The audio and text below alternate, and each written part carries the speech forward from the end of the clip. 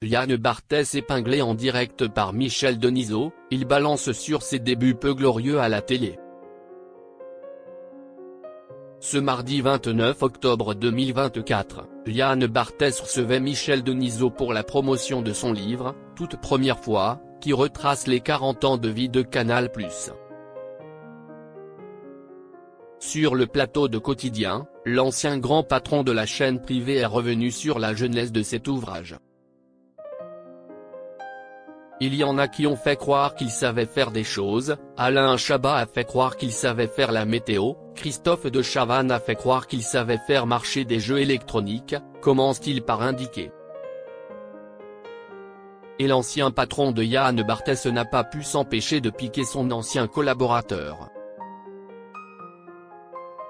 Il y a un jeune en 98 qui est arrivé, qui a fait l'école de journalisme à Chambéry, il a fait croire qu'il adorait Canal+ alors que ses parents ne l'avaient pas. Il a postulé, il a été engagé, il est là, lance Michel Denisot devant le rire de l'animateur. Michel Denisot taquine Yann Barthès, son ancien employé. L'occasion de revoir des images d'archives, comme celle de la première télévision de Jean-Michel Apathy, sur Canal+. En effet, le journaliste politique a participé à des émissions présentées par Michel Denisot. Et c'est à cette occasion qu'il a rencontré Johnny Hallyday, en face à face. C'est avec émotion que le chroniqueur de Yann Barthès est alors revenu sur ce passage. Si est une rencontre que j'évoque quelquefois qui m'a marqué.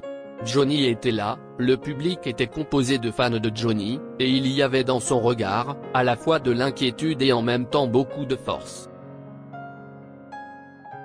Une animalité incroyable, quand je l'ai regardé ce vendredi après-midi-là, sa force et en même temps sa fragilité m'avaient marqué, indique-t-il. La folle anecdote de Jean-Michel Apathy.